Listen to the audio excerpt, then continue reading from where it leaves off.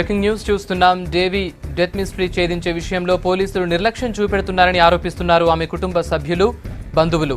ప్రమాదం జరిగిన ప్రదేశంలో పోలీసులు క్లూస్ సేకరిస్తున్న సమయంలో అక్కడికి చేరుకున్న కుటుంబ సభ్యులు పోలీసులకు వ్యతిరేకంగా నినాదాలు చేశారు. అక్కడికి వచ్చిన వెస్ట్ జోన్ డీసీపీ వెంకటేశ్వరరావును అడ్డుకున్నారు. దీంతో అక్కడ కొద్దిసేపు ఉద్రిక్త పరిస్థితి నెలకొంది. ఇక ఘటనపై పూర్తి స్థాయి విచారణ చేస్తున్నామని, దోషులు ఎంతటి వారైనా విడిచిపెట్టబోమని చెబుతున్నారు పోలీసులు.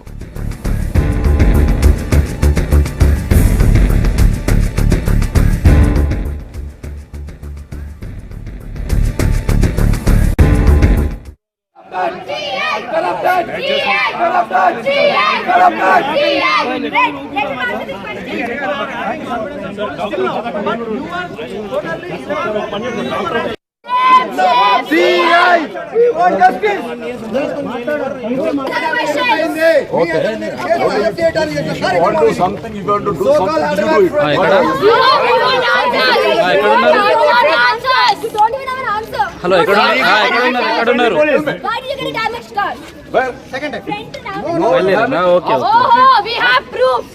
We have proofs. See, you don't even have an answer. Okay. You don't have answers. Whatever you want, you do it. You are right. This is friendly police. This is friendly police. ఇన్ని మాటలు పడాలి ఎందుకంటే మేము loss అయినాం. మేము బాధితులం.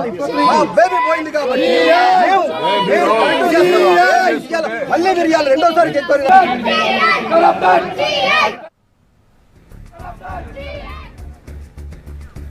దేవి death mystery ఛేదించే విషయంలో పోలీసులు నిర్లక్ష్యం చూపెడుతున్నారని ఆరోపిస్తున్నారు ఆమె కుటుంబ సభ్యులు, బంధువులు. ప్రమాదం జరిగిన ప్రదేశంలో పోలీసులు క్లూస్ సేకరిస్తున్న సమయంలో అక్కడికి చేరుకున్న కుటుంబ సభ్యులు పోలీసులకు వ్యతిరేకంగా నినాదాలు చేశారు. అక్కడికొచ్చిన వెస్ట్ జోన్ డీసీపీ వెంకటేశ్వరరావును అడ్డుకున్నారు. దీంతో అక్కడ కొద్దిసేపు ఉద్రిక్త పరిస్థితి నెలకొంది. ఇక ఘటనపై పూర్తి స్థాయి విచారణ చేస్తున్నామని, దోషులు ఎంతటి వారైనా విడిచిపెట్టబోమని చెబుతున్నారు పోలీసులు. వచ్చి వాళ్ళు కొన్ని అబ్జెక్షన్ చేయడం జరుగుతుంది. నేను వాళ్ళకి ఒకటే చెప్పాను, మీరు రిప్రజెంటేషన్ లో మీకు అన్ని ఏవేవైతే మీరు రిప్రజెంట్ చేస్తున్నారో వాటినన్నింటినీ నివృత్తి చేయడానికి ఈ ఇన్వెస్టిగేషన్ శాస్త్రీయ పద్ధతిలో ఇన్వెస్టిగేషన్ చేస్తున్నాం, సహకరించండి అని కూడా వారికి చెప్పడం అనేది జరిగింది. దయచేసి వారు సహకరిస్తారని కూడా నేను భరత్ కుమార్ రెడ్డి మీద అప్పుడు వచ్చిన కంప్లైంట్ ను బేస్ చేసుకుని, basing on the contents of the complaint we registered a case. Subsequently they made another complaint making allegations with some this thing. దాన్ని మనము కరెక్ట్ గా ఎవిడెన్స్ తో పాటు కోర్టులో ప్రొడ్యూస్ చేయాలని మేము ఈరోజు నిన్ననే 3వ తారీఖు రోజు వాళ్ళు చెప్పడం జరిగింది. నిన్న కొంతవరకు టెక్నికల్ ఎవిడెన్స్ మేము కలెక్ట్ చేయడం అనేది జరిగింది.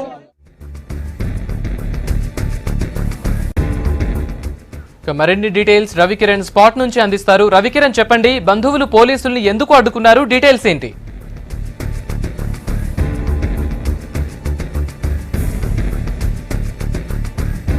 జర్నలిస్టు కాలనీలో ఆదివారం వేకుజామున జరిగిన కారు ప్రమాదంలో మృతి చెందిన దేవి మిస్టరీ కేసు ఇంకా సస్పెక్ట్గా కొనసాగుతుంది. ప్రస్తుతం జర్నలిస్టు కాలనీలో ఆదివారం జరిగిన కారు ప్రమాదం ఇన్సిడెంట్ ప్రాంతంలో మనం ఉన్నాం. ఇక్కడ ఏదైతే ఆదివారం వేకుజామున కారు ప్రమాదం జరిగిందో అక్కడ పోలీసులు కూడా కారును తీసుకొచ్చి రీకన్స్ట్రక్షన్ చేసే ప్రయత్నం చేస్తున్నారు. అయితే ఏదైతే ఈ దేవి సస్పెక్ట్ డెత్ కేసు ఉందో ఈ కేసులో తమకు అనుమానాలు ఉన్నాయి. కేసు మొత్తం తప్పుదారి పట్టిస్తారు. భరత్ సింహారెడ్డితో పాటుగా ఇంకా చాలా మంది కూడా ఇందులో ఇన్వాల్వ్మెంట్ ఉంది. కావాలని పోలీసులు అంత కేసు కూడా తప్పుతో చేయించే ప్రయత్నం చేస్తున్నారని కూడా కుటుంబ సభ్యులు ఆరోపిస్తున్నారు. అయితే కుటుంబ సభ్యుల ఆరోపణ నేపథ్యంలో పోలీసులు ఒక కేసును కూడా మార్చే ప్రయత్నం చేశారు. అలాగే కుటుంబ సభ్యుల ఏవైతే అనుమానాలు ఉన్నాయో వాటిని నివృత్తం చేసేందుకు కూడా పోలీసులు ఆ రోజు ప్రమాదానికి గురైన కారును కూడా తీసుకొచ్చి రీకన్స్ట్రక్షన్ చేసే ప్రయత్నం చేస్తున్నారు. అంటే ఆ రోజు ప్రమాదం ఎలా జరిగింది, ఎలా ఆ కారు వచ్చి చెట్టును ఢీకొట్టింది, దాంతో ఆ పరిస్థితి ఆ రోజు ఏం జరిగిందనేది మొత్తం కూడా కారును తీసుకొచ్చి పోలీసులు కుటుంబ సభ్యులకు వివరించే ప్రయత్నం చేస్తున్నారు. మొత్తానికైతే ఈ కేసులో మొదటి నుంచి కూడా అనేక అనుమానాలతోటి కూడా అంటే కారు ప్రమాదం జరిగిన రోజు నుంచి ఇప్పటివరకు అనేక టెస్టులు కొనసాగుతున్నాయి. ఆ రోజు అంటే ఎవరైతే భరసింహారెడ్డి ఉన్నాడో కారు డ్రైవింగ్ చేస్తూ కారు ప్రమాదంలో ఆయనతో పాటు ప్రయాణిస్తున్న దేవి కూడా స్పాట్లో చనిపోయింది. అయితే ఆమె మరణం వెనుక అనేక అనుమానాలు కూడా కుటుంబ సభ్యులు చెప్తున్నారు. ప్రస్తుతానికి అయితే ఇక్కడ కుటుంబ సభ్యులు కూడా పోలీసులని గోబ్యాక్ పోలీసులు మొత్తం కేసును తప్పుదారి పట్టిస్తున్న ఆరోపణలు వాళ్ళు ఆరోపిస్తున్నారు. మొత్తం ఇక్కడ మనం చూసుకోవచ్చు కుటుంబ సభ్యులు కూడా చాలా మంది ఉన్నారు. వాళ్ళందరూ కూడా ఇక్కడ పోలీసులు గోబ్యాక్ అంటూ వ్యతిరేకిస్తున్న పరిస్థితులు మనకు కనిపిస్తున్న. ప్రస్తుతం కుటుంబ సభ్యులను మనకు ఇక్కడ మాట్లాడించే ప్రయత్నం కూడా చేద్దాం. వాళ్ళందరూ కూడా ఇక్కడ వ్యతిరేకంగా పోలీసులకు నినాదాలు చేస్తున్నారు. వాళ్ళందరూ కూడా కేసును తప్పుదో పట్టించే ప్రయత్నాలు చేస్తున్నారు. తమకు న్యాయం చేయాలని కూడా ఇప్పుడు ఇక్కడ ప్రస్తుతం మన కుటుంబ సభ్యులను ఆయన కూడా అడిగే ప్రయత్నం కూడా చేసాము.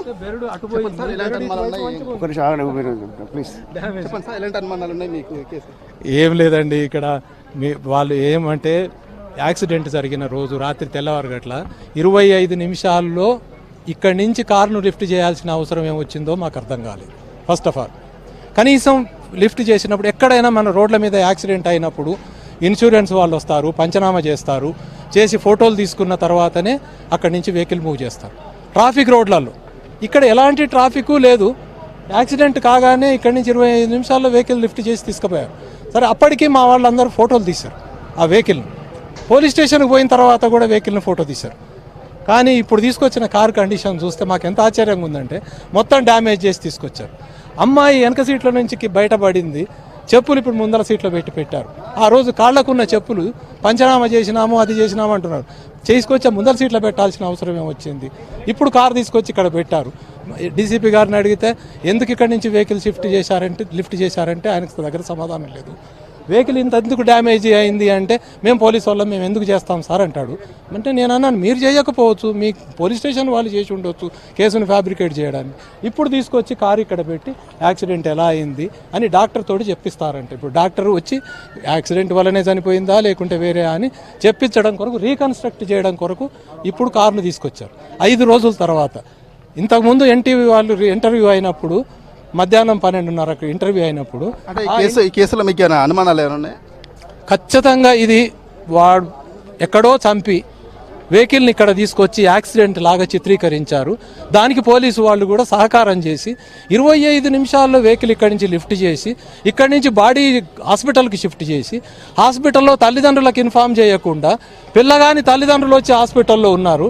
ఇది ఖచ్చితంగా క్లియర్గా వాళ్ళు ఎవరో పెద్దల హస్తం ఉంది, మంచి ఇన్ఫ్లుయెన్స్డ్ పర్సన్స్ ఎవరో దీనికి బ్యాకింగ్ ఉండి అమ్మాయిని మర్డర్ చేసి అందులో పెట్టి వెహికల్లో పెట్టి ఇక్కడ యాక్సిడెంట్ లాగా చిత్రీకరించారు. అంతే తప్ప వేరే ఏం లేదు. దీని మీద సమగ్ర విచారణ జరగాలి, నిష్పాక్షపాతంగా మంచి పోలీస్ ఆఫీసర్, ఎవరైనా స్ట్రిక్ట్ పోలీస్ ఆఫీసర్ తోటి ఎంక్వైరీ చేసి మాకు న్యాయం చేయాలని కోరుతున్నాం.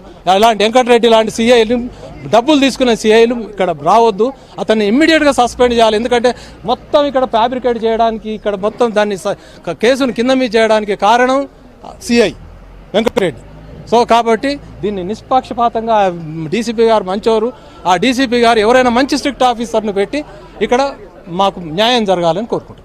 అయితే ఈ ఘటన మీద పోలీసులు కూడా సీరియస్గా స్పందించారు. ప్రస్తుతం ఇక్కడికి డీసీపీ వెంకటేశ్వరరావు ఆధ్వర్యంలో కూడా పోలీసులు ఇక్కడ కారును తీసుకొచ్చి రీకన్స్ట్రక్షన్ చేసే ప్రయత్నాలు చేస్తున్నారు. ప్రస్తుతం మనతో ఇక్కడ డీసీపీ గారు వచ్చారు, ఆయన అడిగి మరిన్ని విషయాలు తీసుకునే ప్రయత్నించారు. చెప్పండి సార్, కుటుంబ సభ్యులు ఆరోపిస్తున్నారు కేసును తప్పుతో పట్టించే ప్రయత్నాలు చేస్తున్నారని వాళ్ళు గట్టిగా ఆరోపిస్తారు.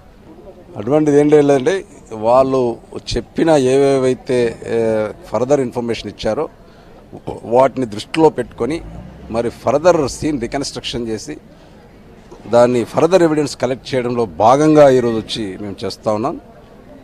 వారికి సహకరించమని కూడా కోరాం. వాస్తవాలన్నింటిని మనం బయటకు తీసి వారు చెప్పిన వాటిని నివృత్తి చేసిన తర్వాతనే మేము ఫర్దర్ ఇన్వెస్టిగేషన్ కూడా ప్రొసీడ్ అవుతామని కూడా చెప్పడం జరిగింది. అంటే ఆ రోజు భరతసింహారెడ్డితో పాటుగా మరికొందరు ఉన్నారు, ఇదంతా ఏదో జరిగింది అని. అవన్నీ వాస్తవాలు తెలుసుకోవడానికే ఇన్వెస్టిగేషన్, వాళ్ళు చెప్పిన విషయాలన్నింటినీ కూడా తెలుసుకోవడానికే ఈ ఇన్వెస్టిగేషన్ చేస్తా ఉన్నాము.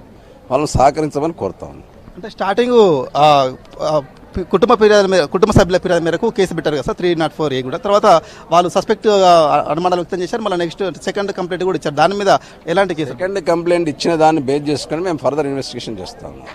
ఫర్దర్ ఇన్వెస్టిగేషన్ అనేది ఆధారాలు, ఇప్పుడు ఒకసారి కేసు నమోదు చేసిన తర్వాత ఆధారాలకు అనుగుణంగా ఫర్దర్గా ప్రొసీడ్ కావాల్సి వస్తుంది. ఆధారాలను సేకరించడంలో భాగంగానే ఈ కేసు చేస్తున్నాం. అంటే భరతరెడ్డి ఏమైనా తాగి కూడా డ్రైవింగ్ చేసిన అంటే ఇప్పటివరకు ఏమైనా రిపోర్ట్? ఇప్పుడు అవన్నీ విషయాలు వాస్తవాలు ఏంటో తెలుసుకోవడానికి కదా ఈ కేసు అనేది చేసేది. వాస్తవాలను కూడా బయటకు తీయడానికి ప్రయత్నం చేస్తాం. అంటే ఆ రోజు వీళ్ళు ఒక పార్టీకి వెళ్ళి వచ్చినట్టుగా తెలుస్తుంది. ఆ రోజు ఆ పార్టీ మాదాపూర్లో అయితే పార్టీ చేసుకొని వస్తారో అక్కడ సంబంధించిన సీసీటీవీ ఫుటేజ్ కానీ ఇతర ఏమైనా ఎవిడెన్స్ ఇప్పటివరకు అక్కడ కలెక్ట్ చేశారా ఈ కేసులో? చాలా టెక్నికల్ ఎవిడెన్స్ మేము కలెక్ట్ చేయడం జరిగింది. అన్లెస్ మేము కంక్లూజన్కి రాంది మేము ఇన్వెస్టిగేషన్ రిపోర్ట్ అనేది ఇప్పుడు చెప్పడానికి వీలు కాదు. దయచేసి అందరూ కూడా సహకరించాలని కోరుతున్నాను. ఓకే, మొత్తానికి అయితే పోలీసు చెప్తారు ఈ కేసు నిష్పక్షపాతంగా చేస్తున్నాము. ఇప్పటి వరకు ఏదైతే పోలీసు అంటే ఏదైతే సెకండ్ కంప్లైంట్ ఇచ్చారో దాన్ని బేస్ చేసుకొని కుటుంబాల సభ్యులు ఇచ్చిన ఫిర్యాదు బేస్ చేసుకొని సెకండ్ కంప్లైంట్ ఇచ్చిన ఆధారంగా మేము ఇది రీకన్స్ట్రక్షన్ చేసే ప్రయత్నం కూడా చేస్తున్నాం. మొత్తానికి చూడాలి ఇది రోజుకు మలుపు తిరుగుతుంది. చివరికి ఈ కేసులో ఎవరు అంటే ఎలా దీనికి కంక్లూడ్ పోలీసులు ఇస్తారనేది కూడా చూడాల్సిన అవసరం ఉంది. Right Ravikiran, thank you for the update.